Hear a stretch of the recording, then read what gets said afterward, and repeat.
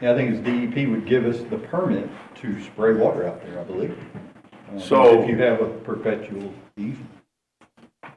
In those days, were we paying them to spray there?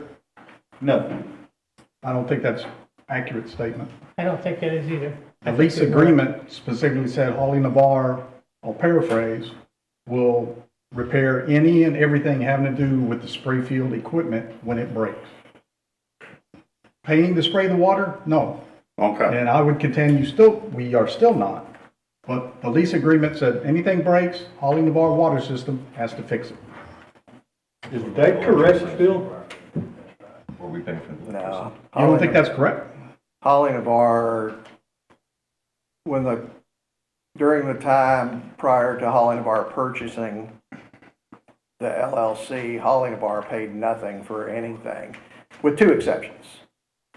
Both times, the capacity on the course was expanded to benefit Holly Navarre Water System. Holly Navarre Water System contributed capital to Meadowbrook or whoever it was at the time to expand the course, but they did not pay for any other costs. I'm not saying pay, actually do. So you don't think that's what the lease says? All right, I'll look at the lease again this week. Yeah, it wasn't, No, are you talking about the current lease or? No, the one that was in place before 2012. No, Okay. no, it didn't require Holly Navarre to pay for anything. And again, to the best of my knowledge, Holly Navarre only wrote 2 checks with regard to the golf course, both times for capital improvements to expand the course. I'll email you what I'm reading and we can get a response. We can come to, Can you you can forward that? educate me. Can you forward that to everyone? We all got the lease, so yeah, I'll respond to the board of directors, including Phil. okay, hypothetically, if Phil is correct, we never paid to spray there before, so why are we paying to spray there now when we own it? It's kind of ludicrous, guys. We're not paying to spray, we're paying to maintain the equipment. Okay, I'll redirect. Yeah. All right, we never paid them anything before for spraying or for equipment. But once we bought the LLC, 8 years later, because, we can sit here and debate spray field and non-spray field, but everybody but a 3-year-old on the street knows what's going on. And that is, that golf course was losing so damn much money that they wouldn't even discuss the finances in the meetings here. And over the years, it's lost over $500,000 every year, if not more. But all of a sudden, because it's such a black eye, we decide we're gonna start paying for not spraying. We're gonna make up some numbers for equipment and I'm not saying make up, sorry. We're gonna total some numbers for all this stuff, and now we're gonna charge it against Holly Navarre Water System and give them a credit. Something that never happened in the past, and even prior to owning it, never existed. Okay, I just want to restate one point, that if we stop the golf course tomorrow, stop the operation of the golf course, the estimates we have from our engineers, it would cost, next year, it's going to cost Holly Navarre Water System $315,000 to operate that spray field. Okay, you got that? That's the number, Okay? okay? With the golf course operation on there now, we're estimating that it's only going to cost Holly Navarre Water System, paying part of those spray field expenses, $190,000. So that's a savings to the Holly Navarre Water System members of, $125,000. hate to do math in public, but $125,000. Yeah. Okay, and that's the thing that we've never been able to get across, is that, and now granted, before 2021, when I got on board, I can't speak to that. They were throwing money at it hand over fist, and things were, I don't know what happened, okay? But when we got on the board, we established the OA, and we tried to put some semblance in so we could tell the public what the actual costs were going to be if the golf course wasn't operating, and if it was operating, how much the golf course was contributing to the membership. And since 2021, if you add up all the contributions that Holly Navarre Water System has given to the golf course, it amounts to about $300,000 in the last 3 years, plus or minus a little bit. You said it was 160 last year. Yeah, no, it was a lot more than that. It's gotta be more than 300,000. We got $277,000 worth of receivables from it. I'm just saying. We paid $180,000 of that back, Well, that's, Mr. but it's, Director. as of October Okay, so 31st. we Sir, You didn't want to pay it back, but you were ordered to pay it back. Let's get that straight. No, we took a vote on Yeah, board to pay. because you guys argued about not wanting to pay it back, and they took a vote and made you pay it back. And you and your little Okay. phone next to you voted against it. I was here. Let's let all comments happen from the podium, please. Sorry. Mr. Seiler? Wes Seller from 2000 Costa Verde Court. To a degree echoing somewhat of what he's saying, or at least where he's coming from, I think. There's still a divide here between the information that you guys are looking at and what we see. And I know you had a workshop, it was really hard to hear on that video, but I've heard that from so many members, and I feel that myself, is I know you guys are well-intentioned, I know you're trying to make a difference here, and I appreciate Bill offering an explanation, but when we're doing numbers like this, it would be so much more beneficial.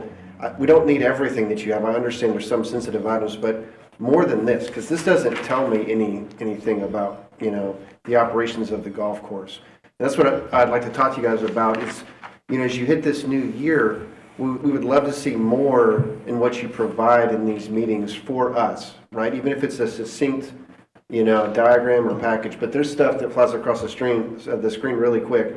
We don't see it. And that leads to so much of the frustration that you hear, I think, from citizens is, I know we're going to talk about a rate increase and other things.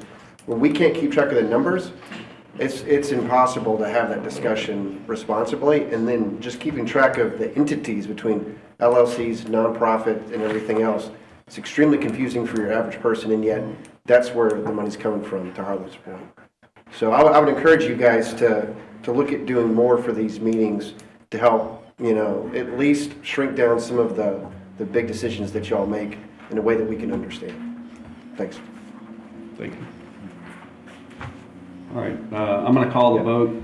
We had a motion to approve the 2024 proposed budget. All in favor say aye. Aye. Nays or abstentions? Motion carries. All right, we're going to move on to the municipal engineering proposed budget. Mr. Prigler? Yes, so municipal engineering budget was also discussed at length in the workshop. There has been no changes since that discussion, so we're presenting the same version that was discussed at the workshop, essentially for approval. Make a motion to approve, Bill. Second. We have a motion and a second. Any discussion? All in favor say aye. Aye. Nays or abstention? Motion carries. Okay, item 6, cost of living adjustment, Mr. Prigler. Yeah, so we have this on here just as a separate item, as a procedural motion. Our wage budget for our 2024 budget currently includes a 2% COLA. I would note that's less than, if you look on the government estimates of what inflation and what COLAs are, they're in the high threes. So this is a modest cost of living. It is on the heels of 2 larger cost of livings prior years, but we think this is appropriate with the continued increase in cost of goods and services.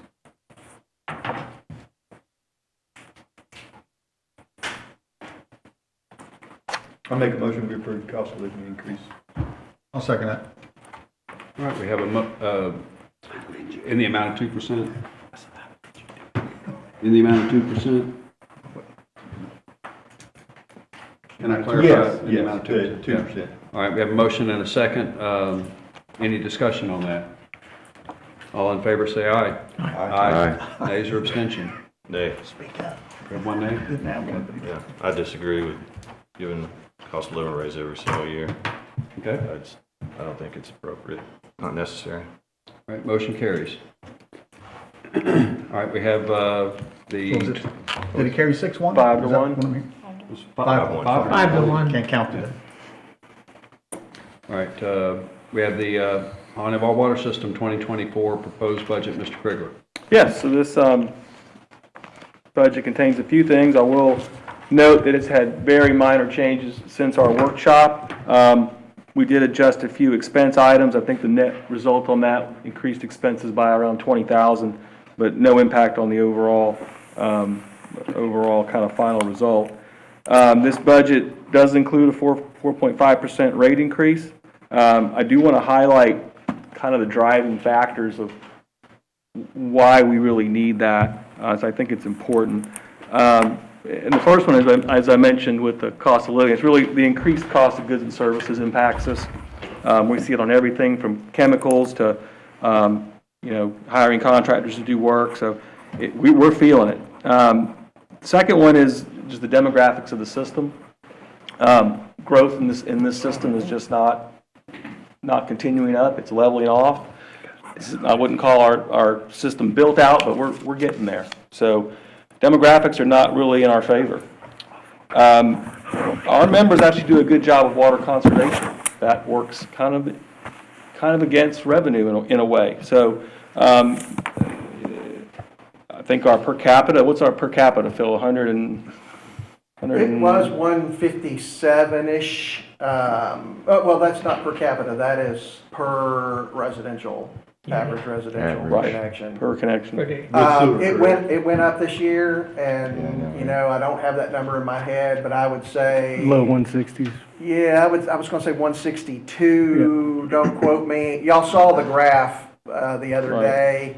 I just can't remember what that number is, but I think it's in the real low 160s. Right, and then the last piece that's really driving the need is just our capital needs. We have a aging system that has to be taken care of. So we have a good capital plan to address that, and those are kind of really what's driving the need for this. Let's see, and as I mentioned, of course, it includes the wage budget includes the COLA that we just voted on. Okay, so staff's recommendation is to approve the 2024 proposed budget with included COLA, 4.5% rate increase to water and sewer base rates and tiered rates, and CIP plan to be presented at the annual meeting of the members for acceptance, and direct staff to use the 2024 proposed budgets for operations from January 1 until the budget is approved at the annual meeting of the members on January 16th, 2024. I'd like to have that motion made if someone's willing to make that. So move, as you read it. Yeah, I think we need to approve, somebody needs to make a motion to use the proposed budget for operations from January 1st until a budget is approved at the annual meeting. That's what he said. It's in there. That's what they Okay. said. That's what he said. Somebody just said approve the It 2024 just says the proposed budget, budget. but Yeah. we could change that to Yeah. a budget. No, well, you gotta read the whole thing. It What? says, Approve. approve this budget to be presented at the meeting. That's all it says. It doesn't say approve the budget. Until the It says budget is approve that this approved at the budget be annual meeting. presented at the meeting. And use it January 1. That's how I read it. Okay.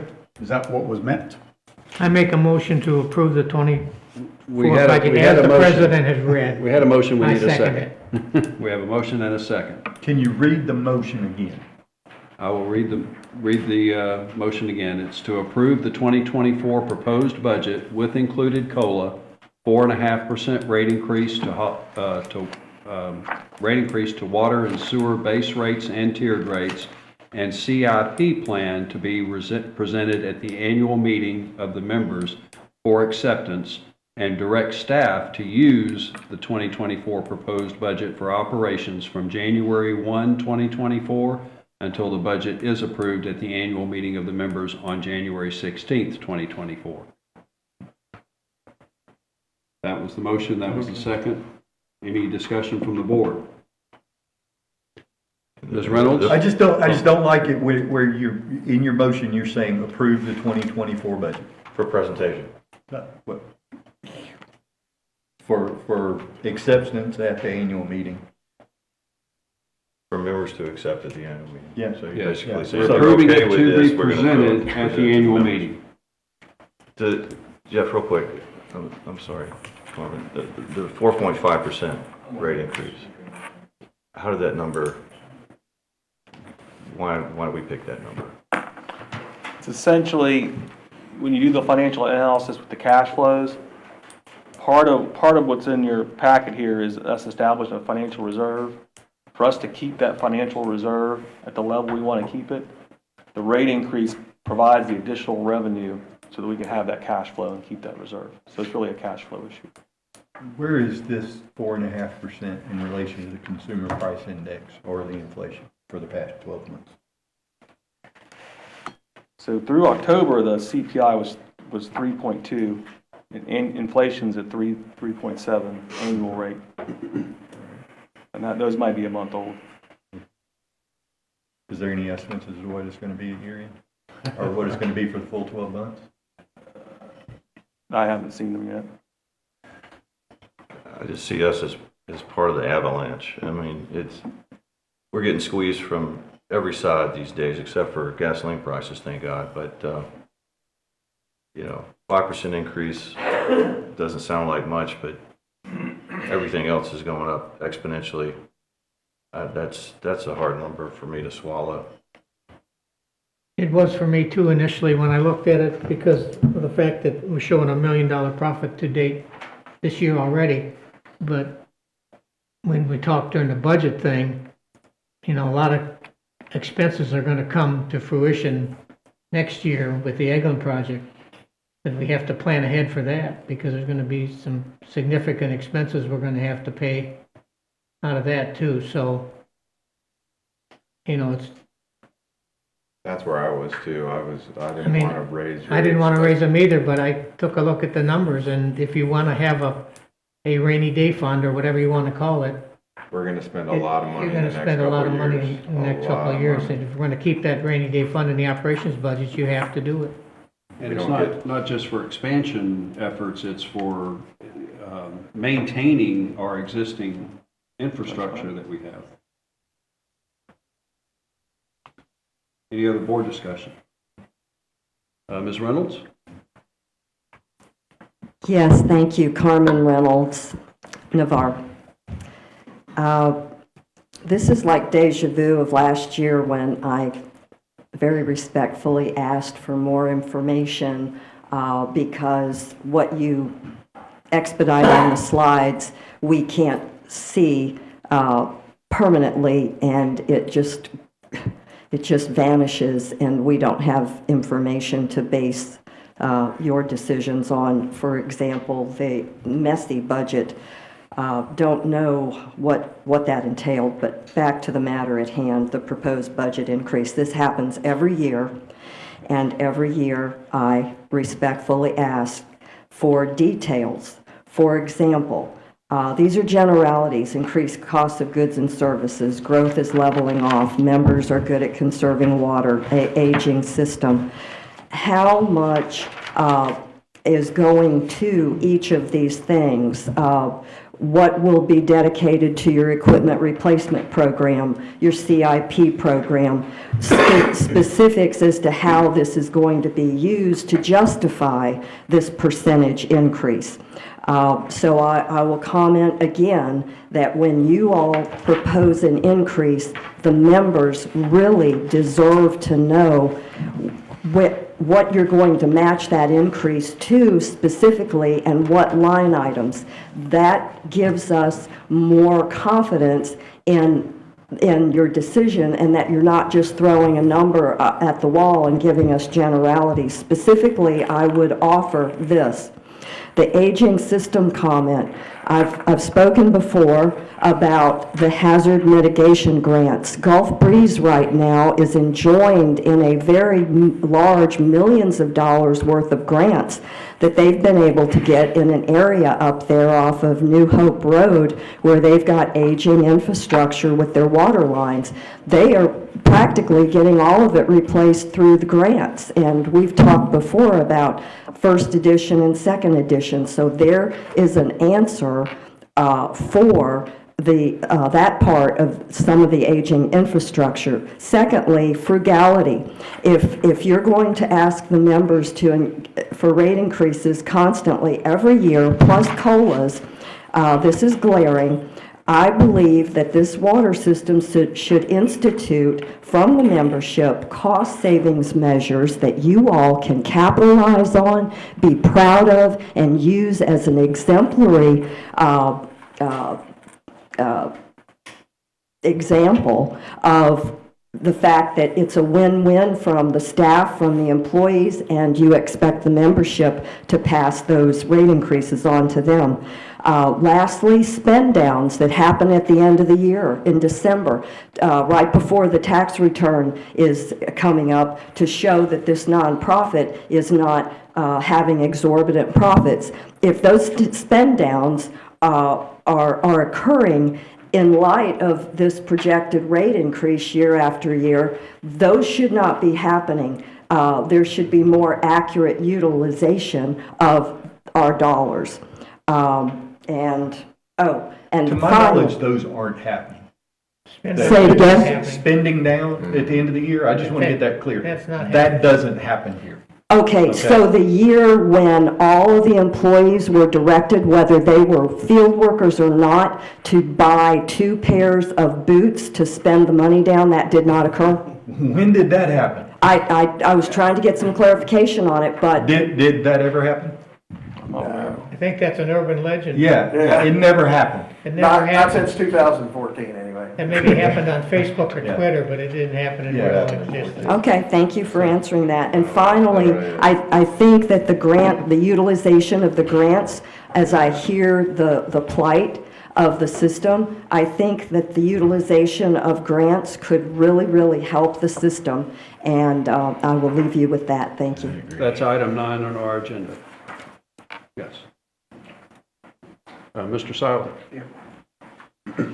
Yeah, I would just, I would second everything that she said. And it sounds like this is not the final approval, so you have a few weeks. Please, use the time that you have to present the case to the members as well. Sounds like some of you have had discussions and it made more sense, that's fine. But share that knowledge on paper for us so we can get our minds around it. Because the people are watching and they're expecting this system to be different. And like Carmen's saying, it feels a lot like deja vu. We don't want to go through this again and again. And when we hear that, okay, the system's doing well, Daryl Lynchard said early on that we're where we're supposed to be with our budget, right? Well, then why are we having rate increases, right? That's what we want to figure out. If there's a short-term need, an emergency, that's one thing. But if this is business as usual, then it's unacceptable.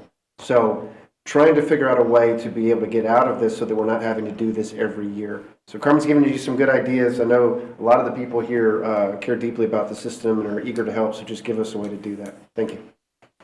I'd just like to point out to your comment and to everyone in the room that one of the factors and one of our biggest expenses is wages. And the voters in the state of Florida voted for a minimum wage increase for $1 a year for 5 years. And so, for us to be able to attract and retain employees, we have to offer a competitive wage. If they can go to Whataburger and make $17 an hour, why would they come and work outside in the hot sun and the cold and in the middle of the night and that kind of thing to work here? So we've got to be able to pay a competitive wage. And when the minimum wage is going up, our wages have to adjust accordingly, as well as the cost of living, inflation. All of that affects the Holly Navarre Water System employees' spending power. Mark, do you publish those wages online? We do not publish our people's You don't wages. provide that information Well, that's to the private. members. What somebody makes is private. Okay, but We understand publish the that's- total wages, but we don't publish individual Right. job That's position what I'm wages. saying, is when people, because who's paying for that, right? It's us, right? It's the membership. That's the transparency problem that we still have. We're paying those folks wages, but very few people know that information. We don't see that, especially in something as simple as this, right? I'm not going after any one person. I'm simply saying, seeing those costs laid out on a sheet, seeing, the major projects that they're talking about over the next couple of years. I understand RIBS is a huge part of that. Seeing those numbers for the members helps us understand this is why we're having to do this. Getting the generalities, getting the debate about numbers during a meeting really doesn't help, and it doesn't build confidence as to why this is happening. So when we have a year of debating about the golf course or the spray field, this, that, and the other, then we get to this point where now the members are footing the bill. That's where the frustration comes from. And I want you guys to succeed. I really do. I want us to get past this break that we have, and we've made so much progress with Jeff and the audit and everything he's implemented. You see how he's working through that, and that's great. That's what I would love to see from you guys over the next couple of years is here's our plan so that we don't have this next year. That's what we want to see. That's what we haven't heard is 2024. I see it right there. Doesn't look good, 4.5% increase. What are we going to do in 2025? Do the same thing? 2026, what are we going to do? Do the same thing? Is this just business as usual? Because I think people are kind of fed up with that. So we've seen where a lot of that money goes, haven't we, over the past year? And it's not just paying wages, right? It'll depend on what expenses are, whether or not there's a rate increase next year. Yeah. But the minimum wage is going to go up another $1 next year, and the dollar the following year. I understand that, but we've also been through an audit for a reason, because there was a lot of money going to other places, right? That wasn't authorized by this board that we've been through. We want to see those things stop happening. When the money's used responsibly, people have a lot more tolerance for what you have to do. When they don't have faith in the system, when they don't trust where it's going, that's where the questions comes, and that's where the lack of transparency really kills you when you're doing something like this. So again, we're trying to help, but those are the things that people want to see. Okay, thanks. Mr. Hall? Harlan Hall. Just real quick. Mr. Miller, I respect you as the president here, and I'm sorry I lost my temper when I was up here last time. I apologize to you, Mr. Thiel. But these are hot button issues to me, and unfortunately, sometimes I lose my temper over it, and I apologize. Okay, thank you. That's all I had.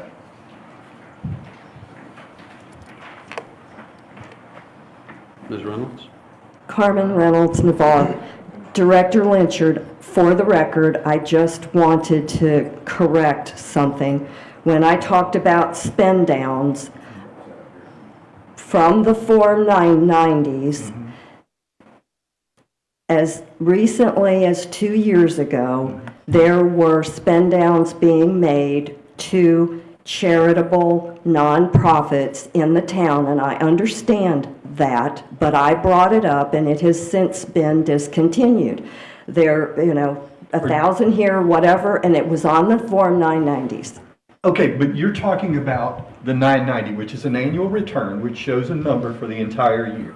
Correct. So that could have been spent in January, could have been spent in February, could have been spent all through the year. But what you insinuated was that at the end of the year, we spend as much money as we possibly can on these things to increase our expenses and make it to where it looks right. That is incorrect.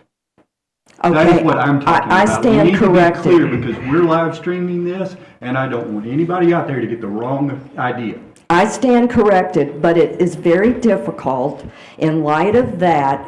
That procedure has been discontinued because I shed light on it. Thankfully, you guys stopped that.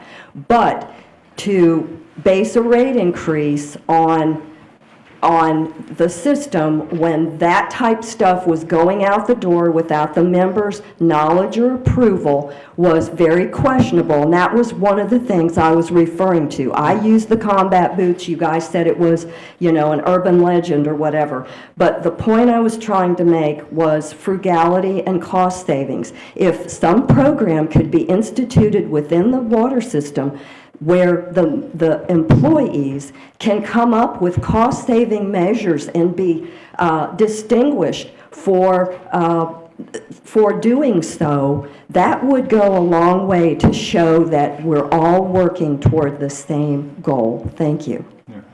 Thank you.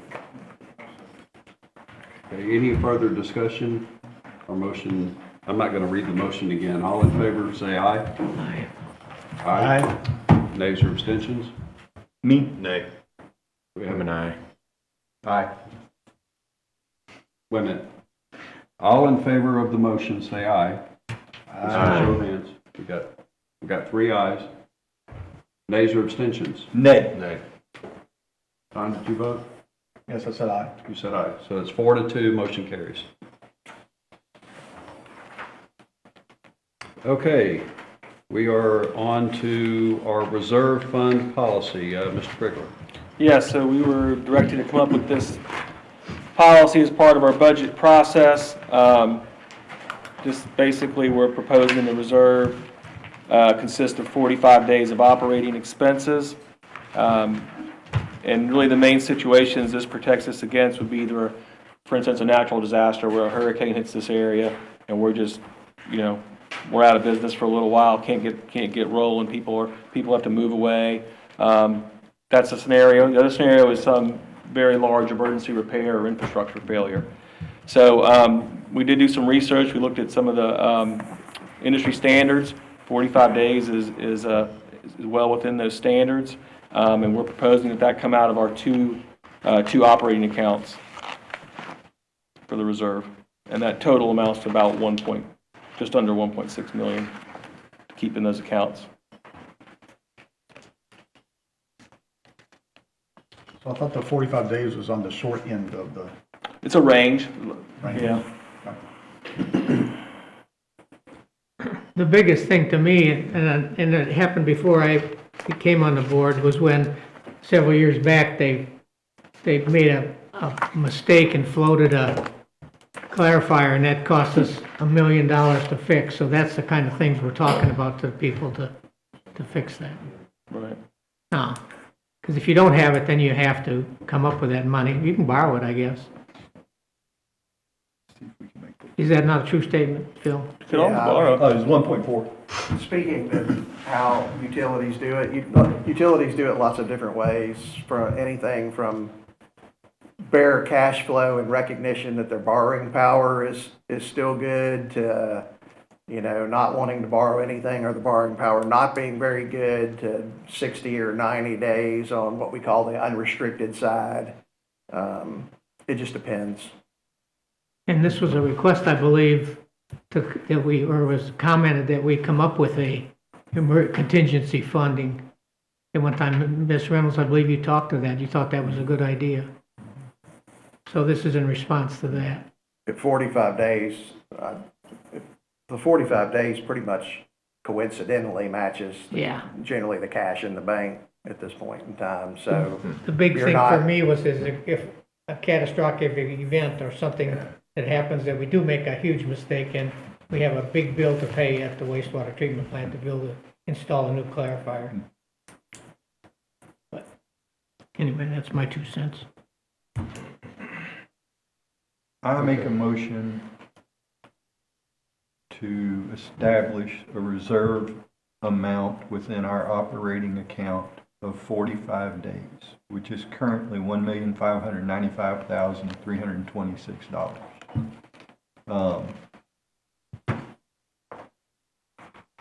Since it is 45 days, management will bring to the board at our December meeting of each year any changes that needs to be made to the amount for presentation.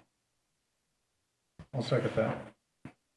So to clarify, your motion approves the policy as it's been presented to us? No, my motion, it approves 45 days, which is currently $1,595,326. But if you make it for that amount, then you're going to have to make a new motion every time you want to change that amount. If you make it 45 days and have management present once a year, what 45 days is, then it can be approved. I think for Jeff and Barbara's benefit, just to clarify, I think there's some language in the policy about how that cash flow occurs during the month, or when that balance is actually maintained. It would be a cash average. Yeah. 3-month average, I believe. So just to clarify, Daryl, I think the words in the policy count as well as the amount. Okay. So that's All right, why I well, if pointed that's that out. it, just make a motion to approve policy as presented. Or the policy with that number instead of the policy with 45 days. I wasn't telling you not to do what you were suggesting. Yeah, I like the 45 days rather than the number. I was only suggesting that if you cut the policy out, then it gets weird for these guys trying to figure out every month when they have to write a check, oh, do I have to wait for members to pay? You see what I'm saying? Oh, yeah, I Because get you're it. right at the, Yeah. right at the number right now. So. Okay. So just so I retract the motion, I'd make a motion to approve the policy as presented. Okay, do we have an amended second? No. Second. No, not for me. Okay. Not without some questions. I don't like just having the number in there.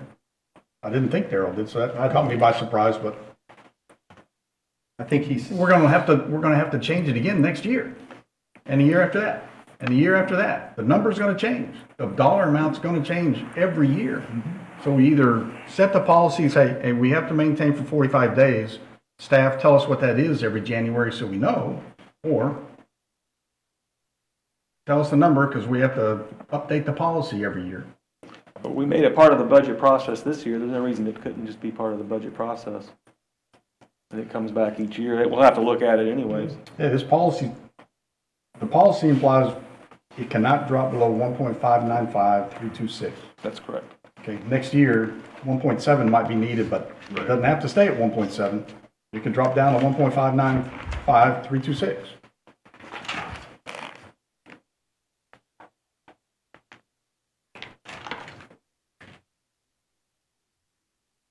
So, Would you approve this? What do you for- think? What do you Would you think? change the motion says? to approve it for I just think the 2024? policy needs to be 45. And then subject to I agree with that. adjustment in the budgeting process for follow-on years? I apologize, Director Teal. Darryl and I were having a side conversation. Could you repeat the question?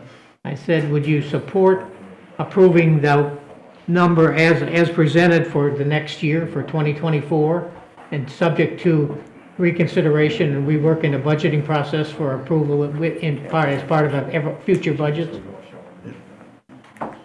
Sure. That's what we want to do. That's what we'll do. That's the thing I wanted to try and get away from, having to do this every year, instead of just saying, we want to be able to sustain ourselves for 45 days. We're gonna approve a budget But you every approve year. a budget every year. So you're It's part gonna of be it. here anyways. yeah, and I think the board's gonna wanna know what that number is every Yes. year as part of the Yes, they budget. will. Yeah. But for this year, it's 1.595. Okay. Okay, I'm gonna call the vote. All in favor, say aye. Uh, Oh, I'm sorry. Kurt Cosby, what's the action if it falls below? Yeah. Well, we won't know if it falls below till something catastrophic happens. If you don't use it, it doesn't change for No, next. I understand that, but there's got to be some kind of, for you guys to put this in effect, there's got to be an action, one way or the other, Well, depending on the we'd number. be looking at spending cuts and, you know, to stay above that number. We're not gonna cut it all the way down to that number. But you know, you start getting close to that number, that's when you have to start doing spending cuts and Well, hiring freezes. I just and- wanted, nobody was talking about it, so I just wanted to clarify. Yeah. There's some kind of action that has to be taken.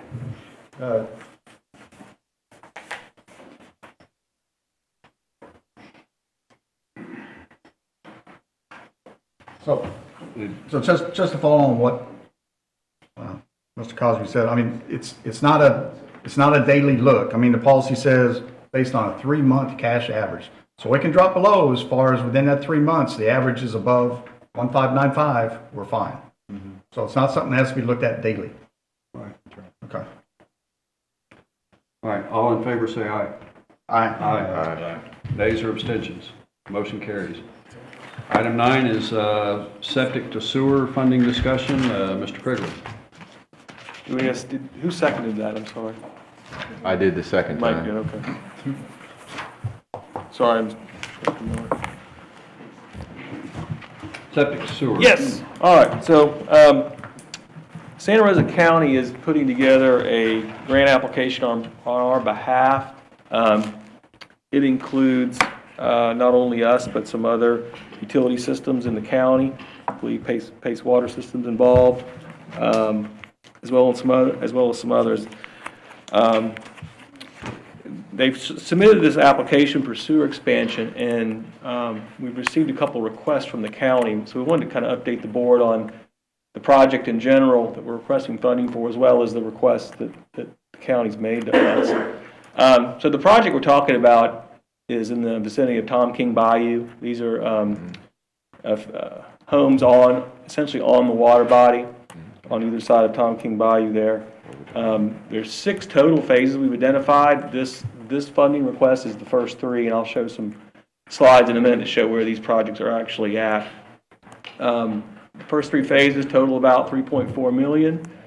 There's no match required on our part for the engineering or funding to receive these funds. And then the last thing I note, the grant does include some of the private side costs, which are the piping connection and the grinder pump station. These are all low pressure sewer systems. It's not a gravity system. So for a member to tie onto the system, they would need a grinder station on their property. The grant, as I understand it, includes those costs. Let's go ahead and the next slide. All right, just gonna run through these maps real quick. This is phase 1. The yellow line you see is 399. So this is actually a portion of Robodall Estates with Tom King on Tom King Bayou. Phase 2. This is looking north.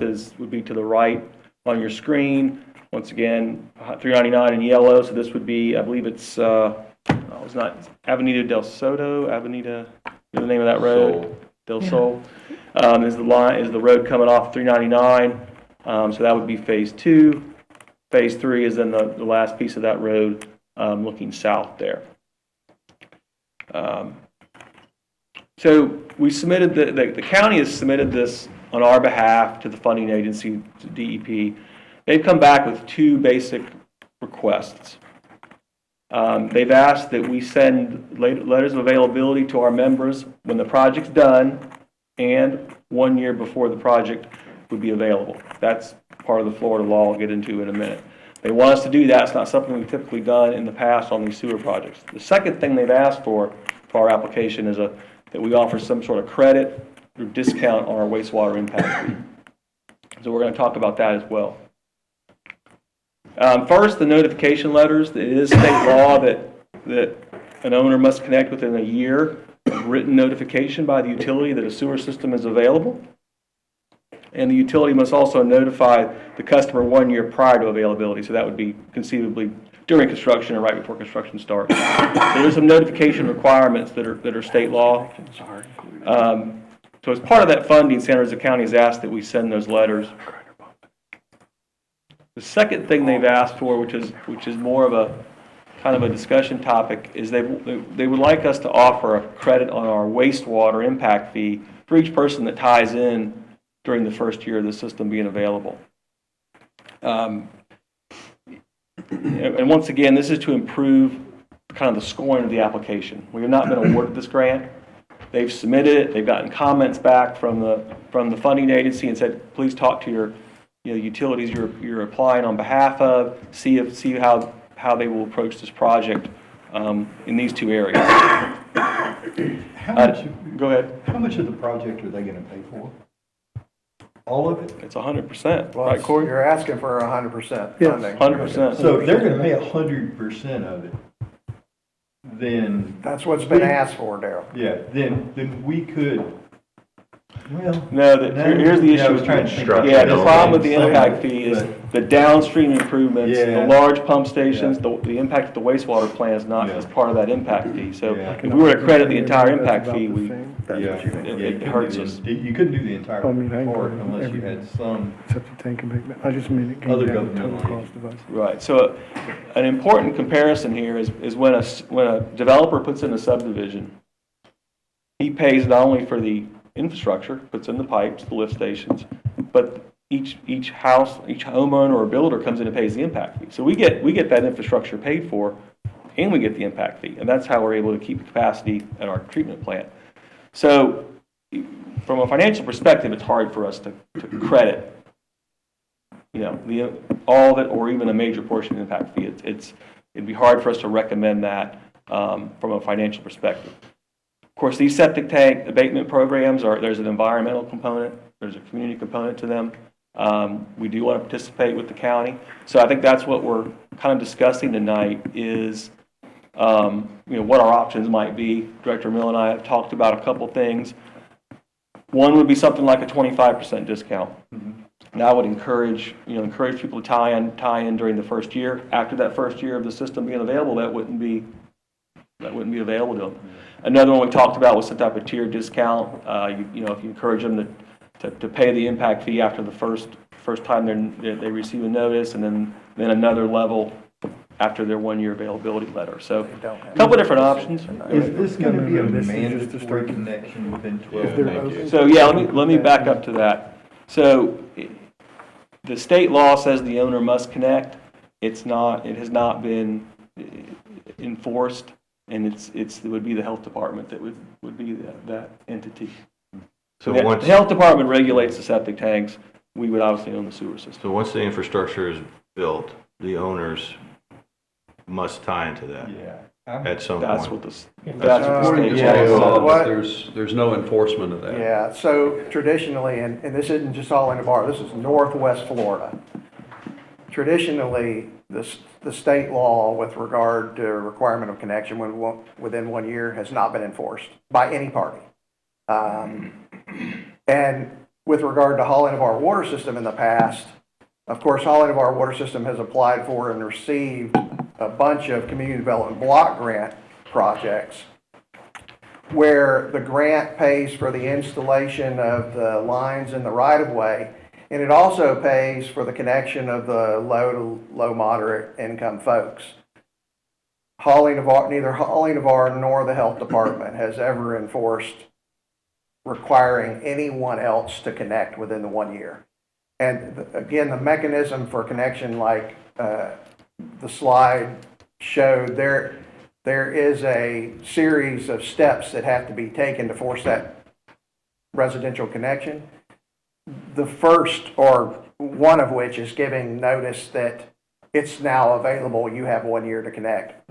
No party has ever given that notice in Hauling Bars franchise area. So I was just wondering what would the motivation be to switch Septic from? tank goes bad. Well, yeah. But There- then you go to sewer and you have to pay every month. So I mean, Just I'm being honest. I know there's certain drawbacks. I've lived in houses with both septic and now. Right. sewer. If you go into a subdivision, you'll get members who see it. There'll be both people that want it and people that are against it. Yeah, It'll be a right. pretty So- polarizing project. Looking at the proposal, it looks like they're wanting us to make these concessions before they even decide if they're going to give us this grant. The way, Corey and I attended a meeting with the county, the way it was phrased, or my understanding of it, is they want to strengthen how their application looks. And the feedback from the funding agency is we don't want to give money to someone that's not going to make people connect. And we don't want to give money unless there's some type of credit on the impact fees to help the people that are connecting. So those are two steep asks, and that's why we're bringing it to the board, is because we think they're worthy of discussion. And we're certainly not convinced on the impact fee credit. And we also have some reservations about that letter, just because we have to say, the letter is state law that it has to happen, but it's the agency coming behind it hasn't traditionally backed that up. Right. Yeah, there's but kind if of- somebody makes a phone call from Tallahassee to the health department up here and says, you're not doing your job, we're fixing to send somebody up there so they can do it for you, Right. then our members that have, come in under the assumption that they're not gonna have to connect, Right. now, they got to stroke a check. Right. Yeah, so we would, I think that we need to do some research and see if there are additional grants that could connect people, especially in a project like this, whenever you've got properties are adjacent to a body of water. Yeah. I think that there probably would be some clean water funds out there from federal or state or somewhere. Well, so to be fair, and you correct me if I say this wrong, currently in the ask is money to connect the homes. Okay. So, but here's the problem. I don't think any of us here understand. So we asked for 3.4 million, and we've said that covers the first 3 phases. What happens if $3.4 million does not cover the entire construction of the first 3 phases, including how much money Corey put in there to connect the homes and abandon the septic tanks. Then could the homeowners have a liability and could Holland Bar have a liability for construction? We don't know the answer to that question. Because you don't know the answer until later. So, but to be fair, to your point, if right now, if you asked for 3.4 million and it covered the entire cost of those 3 phases, including the connection of the house and the abatement of the septic tank, really, you're not asking someone to spend money. It's being provided to them. Yeah. Okay. Fair enough? Are we on the we're not gonna hook for charge all the 3 impact. phases? No, that's not, he wasn't talking about the impact. No, that conversation that I just had has nothing to do with impact. He's talking about the construction cost only. Well, Jeff's- So we are gonna charge them? Jeff's conversation with regard to impact fees is completely and utterly true. Every time impact fees have been calculated, they're calculated on both residential and commercial entities, but by far and large, the calculation is based around what it takes to serve a residential house, average residential house. Yeah. None of the construction in the subdivision that house exists in is included in that impact fee.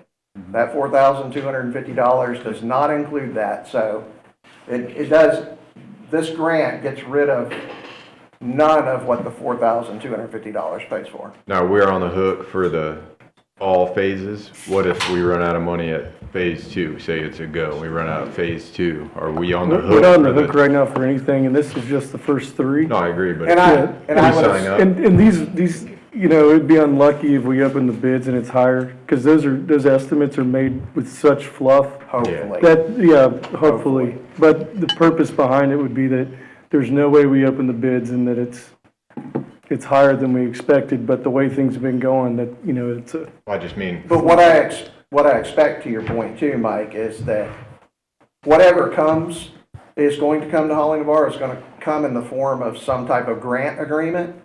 You're gonna understand what the terms are before you accept that Yeah. grant. Yeah, agreement. right. So, so that'll explain if we actually are on the hook or okay, if earlier. we just run just- out. That was my and also in point of fairness, I don't believe they're expecting an answer off the discussion tonight. Sure. This is something that we're putting out there Yeah. to kind of gauge interest and questions and. Because capacity Just- too, huh? It's quite a bit more, right? Just to clarify in my mind, so what you're saying, if I understand it, is that if they award these, okay, it's gonna cost Holly Navarre water system nothing to have the individuals hook up. But that's not gonna cover the impact fees on the increased costs which pays for the increased capacity that they're buying in the Yes, water. sir. That is correct. Two separate issues. I also think it's important to note that you can, if you're asked and you do send the notice letter, you have zero authority to enforce that provision. And the way that provision is enforced now is if a homeowner if a homeowner goes to get a septic tank, that's permitted by the health department. They have to get availability from the system engineer. If the system engineer at Holly Navarre says sewer is available, it is the health department who is supposed to deny the permit for the septic. But if you're already on septic and your septic is working, then there's no mechanism by which you, and this board or this entity has no legal authority to force someone to, the sewer's here, you have to connect. That's a state The law. only thing I want to add is also if you do have a working septic tank and it fails and you go in for repair, it's the same thing. Right, They'll right. deny your repair. What The the repair. expectation usually is, to Will's point there, is that the utility would begin charging the customer for sewer even though they're not connected. That generally is, no one said anything in this case, correct? No. But that's generally the expectation of what would occur, so. I think I'd like to see us offer some kind of a discount on the impact fee just to encourage people to connect. You know, a lot of folks will look at their situation and say, if I go ahead and connect now, and I save 25%, that's less than it's gonna cost me next year or the year after that or whatever when my septic fails. So, and if it lends strength to our grant application so that we can, That's in the. hopefully, get this grant, I think it would be a good move on our part to give some kind of a They don't discount. have to pick the terms. I think we need to look for more funds, so we can have so we can possibly have somebody else pay the impact fees for our members. Because especially this portion of what we're talking about on septic to sewer conversions, because this is adjacent to the waterways. East Bay, Tompkins Bayou, these are connected. This is where that septic runoff is going directly into. And I think there should be some clean water funds out there for that. Maybe if you get in the middle of Holly by the Sea, there's not any funds because they're not connected. But along the Sound in the future, back there on East Bay, and Holly on East Bay as well, I think that we can probably do a little more research and see if there's anything out there. Because I'd like to see the project go. I live in Robidahl on the East Bay. I will stroke you a check today if you'll hook me up with sewer. I'm gonna let Corey say this in his own words, and I'm sure Jeff will agree with what he's about to say here, but it's regarding the county's expectation. Yeah, so the expectation that they're looking for now is just to be able to communicate back to the state what the board's intentions might be. So, for instance, if the board is eventually okay with sending out that letter, that's all the county needs to hear now. We don't have to talk about what the letter is going to be structured like or anything like that. And the same goes for the impact fees. If the board doesn't even have to make a decision now about what that is, it could be 5%, it could be 25%, but if we can go back to the county and say the board is willing to open up to that discussion, then they can tell the state that with confidence. And the state will then look at the application as, meeting their expectations. So. And I'll just say something real quick regarding this specific amount of money, this specific item. I think we should definitely show the state that we are good partners. We want the water to be clean. We want the oysters to come back in the bay. We want this. And I think we should do everything financially that we can to make sure, if it's a discount on the impact fee, I think I'm definitely for that. As long as it makes financial sense for us, get this money, get this project done. Then in the future, we can make some money off the sewage and turn that back around and back into the company. But yeah, I think we should show that we're good partners. We're trying our best, and like you said, we don't have to make any decisions today, but I definitely would be for both the letter and. It sure moves getting those people off septic a lot easier. Something's better than nothing. I don't know. How do you say that? It does, but I have one thing that I want everybody to remember about.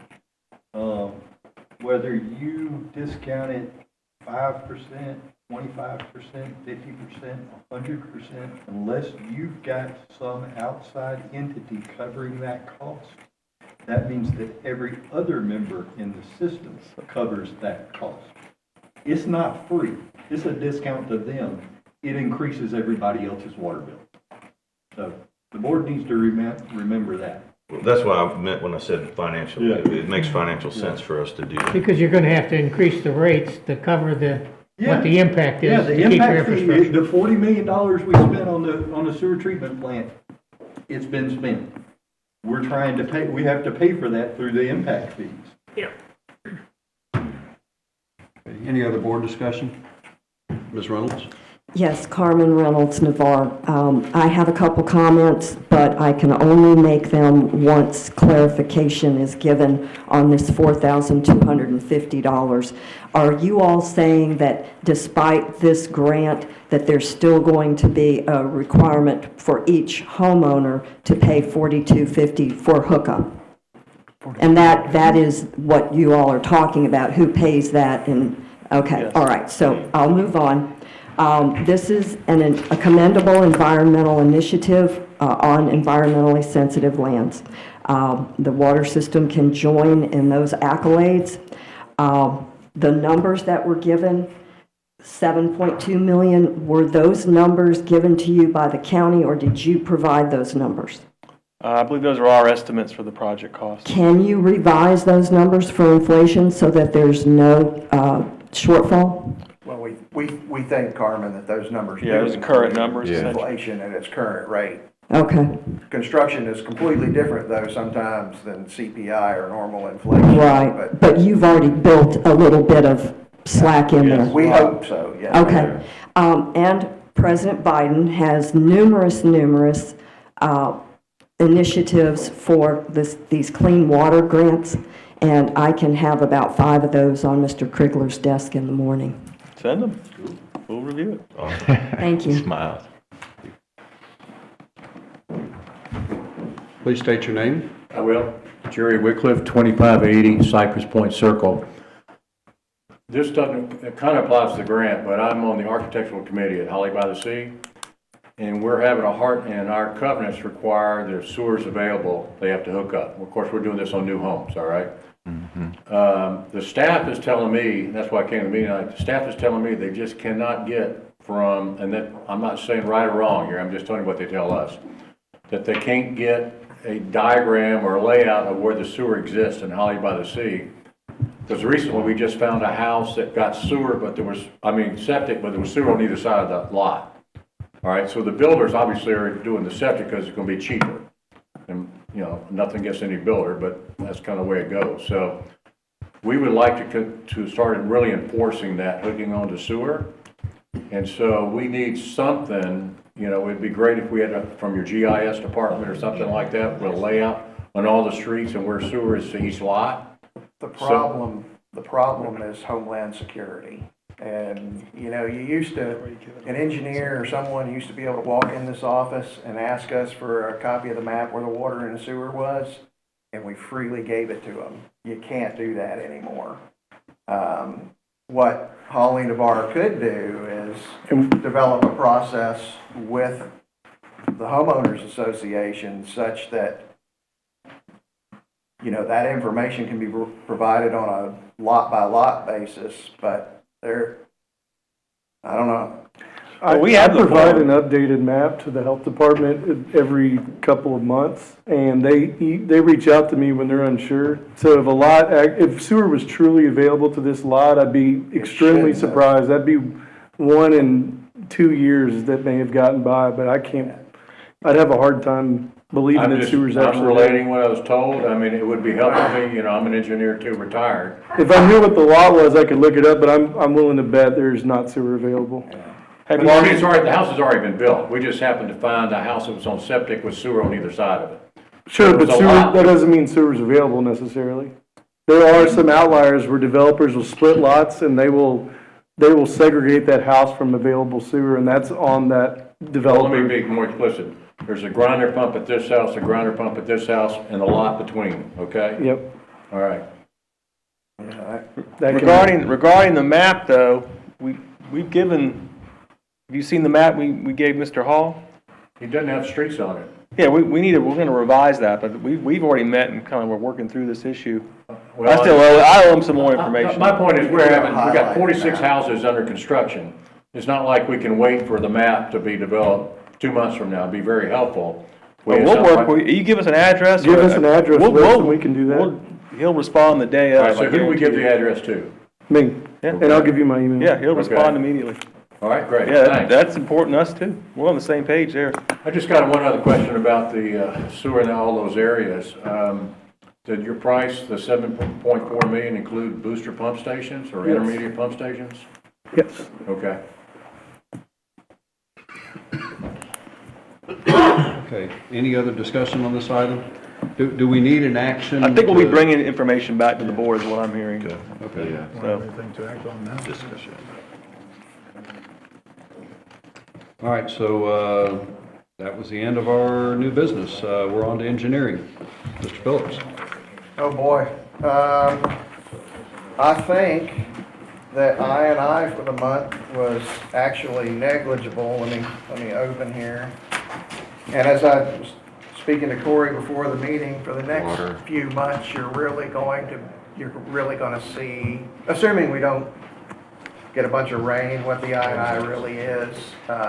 You know, during the winter, your water sold to customers truly reflects water use for uses that come back to the wastewater system. Not a whole lot of people out washing their car or watering their yard or filling their swimming pool in the middle of the winter. So, like I said, I went to close to zero. Clinton's not here to defend his water loss, which is still below 10%, but crept up a little bit to 9.1% this month. And I wish I could tell you if there was something going on there, but I'm not aware of anything this month that they found or discovered. So unless somebody has any questions about capital improvement projects or one of those two items, I think that's all of my report. Any questions for Mr. Phillips? All right, we're going to move on to member forum. First on the list, Ms. Reynolds, did you want to address the board again? No? Okay. Bill Anderson, you're next on the list.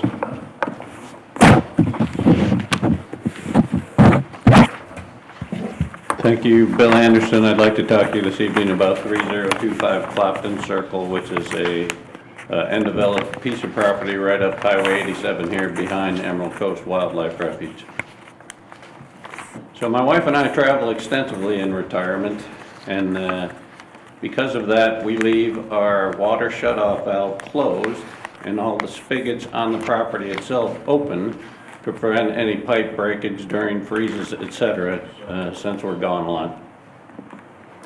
And that was the case pretty much this entire year. I believe according to the usage, we had used 2 gallons all year long because the water on that property had been shut off all year long. We recently took an extended trip to India that we just returned from, and the Saturday following our return, my wife was opening up our water bill, expecting the minimum charge that we've been paying each month all year because the water's been off. Instead, it was $3,959.94. At which point, I waited until Monday morning to come talk to your good people in the front office. They pulled all the reports. And what we found was on the 4th of November at about 1400, somebody had apparently opened our water shutoff valve. So the water ran continuously until we discovered that this Saturday on the 16th of December. So your good folks in the front office said that there is a progressive policy given a one-time catastrophic protection, if you will, to property owners in situations like this. Unfortunately, our episode while we're out of the country happened across months. So my ask to you is, rather than it being by month, if you would approve the one-time waiver of these fees from the 11/4 when that valve was turned off until the 12/16 when we discovered that it was still on.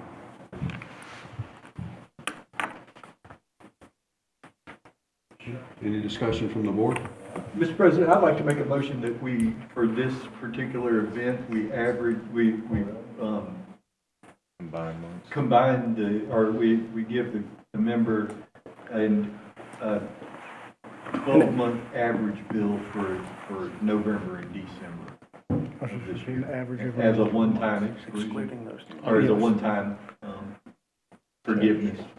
So you've been paying the minimum, correct? The Yes, whole year. sir. We've had no usage all year long because the water was off, and it was off when we left the country. In other words, charging his average month. Annual average over multiple months instead of a single. Yeah.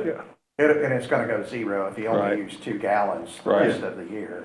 His bill's gonna essentially go to zero. Well, he'll pay the system doesn't ping the system when we Correct. got such a. He is now signed up for the member portal. He wasn't before, so now he's signed up and it. Oh, no, I meant the water, that constant, it doesn't ping the, Well. Over 3 months, it was a lot, but over one, it probably wasn't enough to throw a red Yeah. flag. Yeah, I mean, I don't know. Because it probably looked like normal usage had it been on, and it just wasn't, or like, Yeah, 3,000. So only if he had an alarm set up online would it have actually pinged him. So- Okay. I'd just like to say you guys, staff, has been excellent throughout this. Very helpful trying to get to the bottom of it. Emerald, got me smart on these alerts, which we now have set up.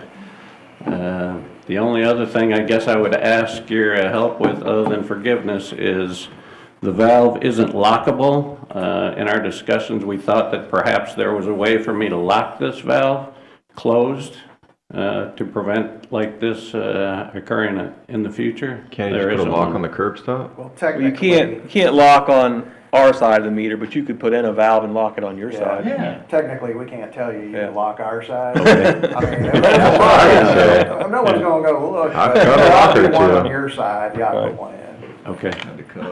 I'll second the motion. Thank you, Bill. I was gonna look for a second. All right, we got a motion and a second. Any discussion on this? All in favor, say aye. Aye. Nays or abstention? Motion carries. Thank you, gentlemen. Yep. Thank you for coming. Appreciate it. All right, Mr. Seiler, you're on the list? Okay. That ends our public forum. Mr. President, before you end, I just noted that in your approved minutes of November the 21st, you do have there was one scrivener's error. It listed Will Stokes as having attended that meeting, but that was me. That was October, yeah. He attended October, and I was here in November. Okay, Sorry for not catching that early. thank you. We'll get that change made. All right, do I have a motion to adjourn? So moved. Second. All in favor, say aye. Aye. Meeting adjourned. Reading minutes.